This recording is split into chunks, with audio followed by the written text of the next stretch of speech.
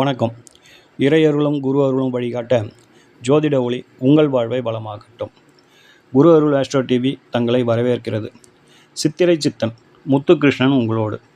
இன்று நாம் பார்க்க இருக்கும் பதிவு கன்னியா லக்னத்தில் பிறந்த அன்பர்களின் வாழ்க்கை துணை எப்படி இருக்கும், அவங்களுடைய மேரேஜ் லைஃப் எப்படி போகும், என்ன செய்தால் அவங்களுடைய மேரேஜ் லைஃப் ஸ்ட்ரகிள் இல்லாமல் போகும் அப்படிங்கிறதுலாம் இன்றைய பதிவில் நாம் பார்க்க இருக்கின்றோம். கன்னியா லக்னம் அப்படிங்கிறது வந்து உபயலக்னம். உபயலக்னத்திற்கு 7ஆம் இடம் அப்படின்னு சொல்லக்கூடிய இடம் மீனம். இந்த 7ஆம் இடம் அப்படிங்கிறது வந்து பாதகஸ்தானம். 7ஆம் அதிபதி பாதகாதிபதி அப்படிங்கிற ஒரு நிலைப்பாட்டை எட்டிடும்.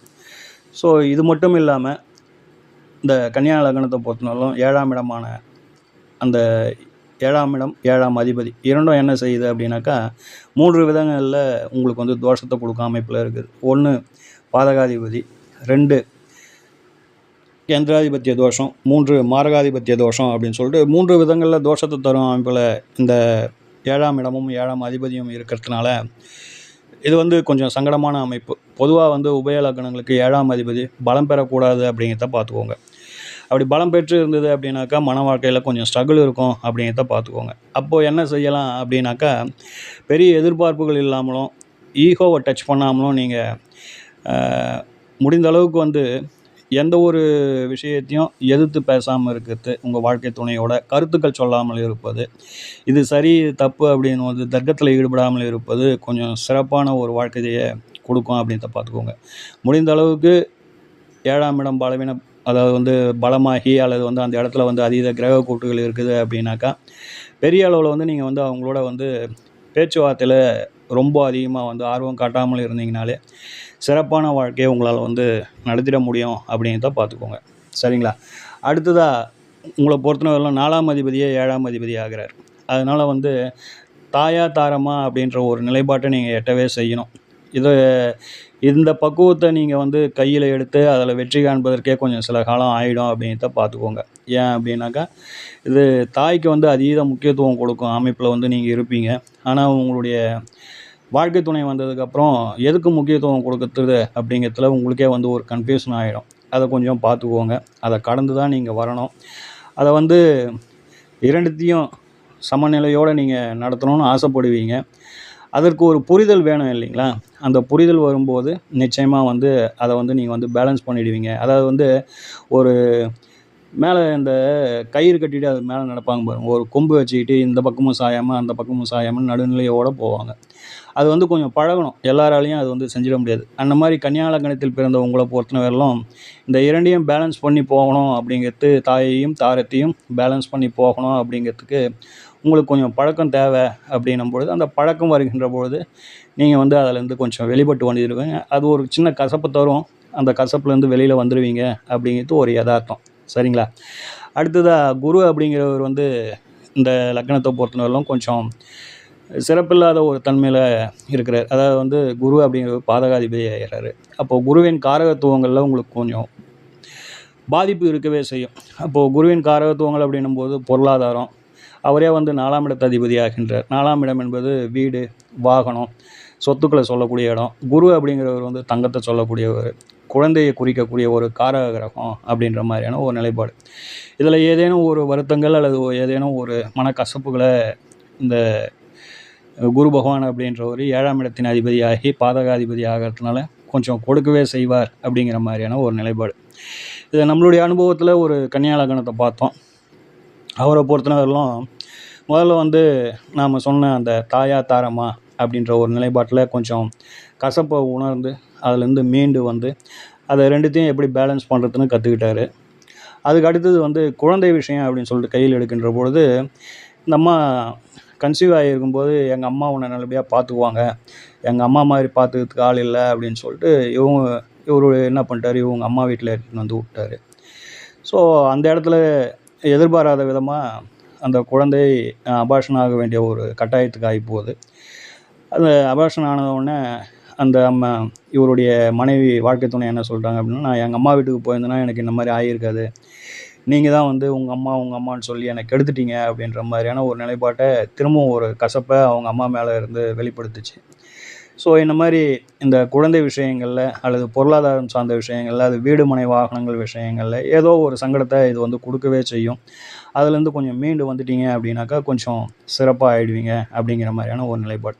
உங்களுடைய வாழ்க்கை துணையை பொறுத்தவரையிலும் உங்களை விட ஒரு படி மேலவே இருக்கும்.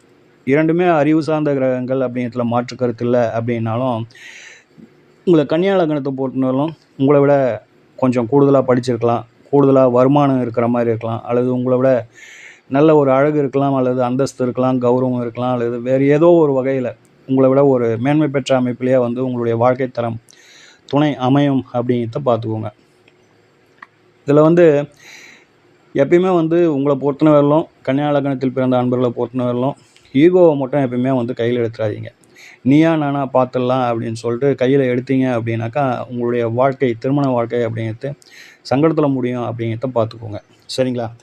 இன்கேஸ் உங்களுக்கு ஜாதகத்தில் 7ஆம் அதிபதி பலவீனப்பட்டு இருந்தார் அப்படின்னாக்கா உங்களுக்கு அடக்கமான உங்கள் வாழ்க்கை துணை இருக்கும் அப்படிங்கிறத பார்த்துக்கோங்க.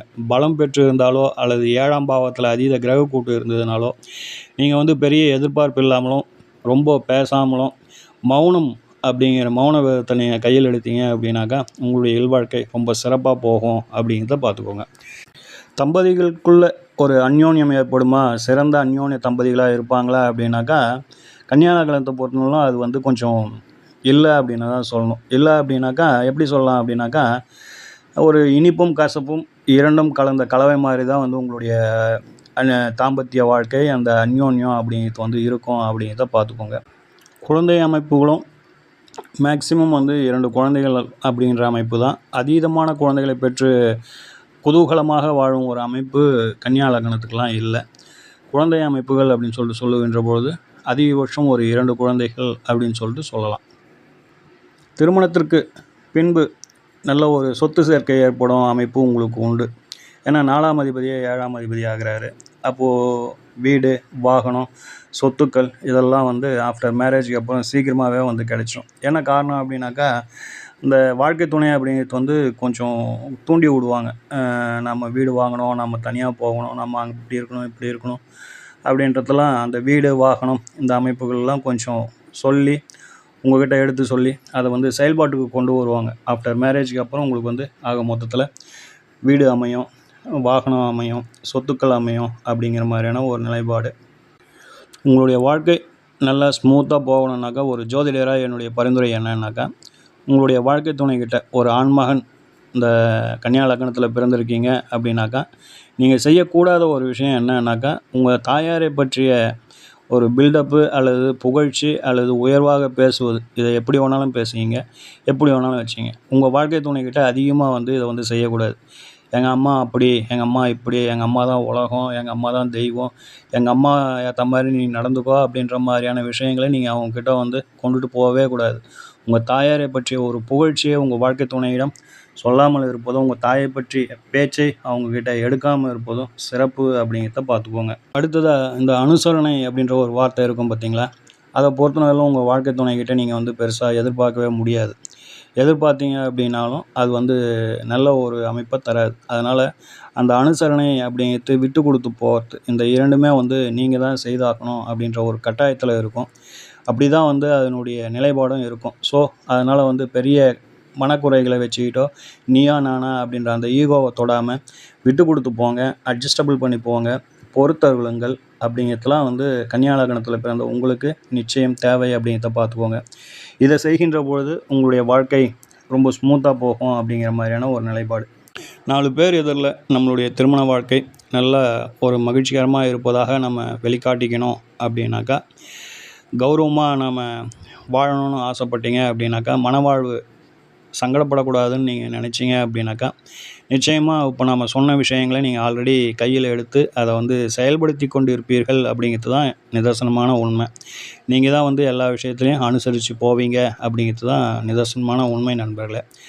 இந்த பதிவை கேட்டுக்கொண்டு இருக்கும் நண்பர்கள் இந்த பலன்கள் உங்களுக்கு எந்த அளவுக்கு வந்து ஒத்துப்போச்சு அப்படின்ற கருத்தை மறவாமல் கமெண்ட் பாக்ஸில் சொல்லுங்கள்.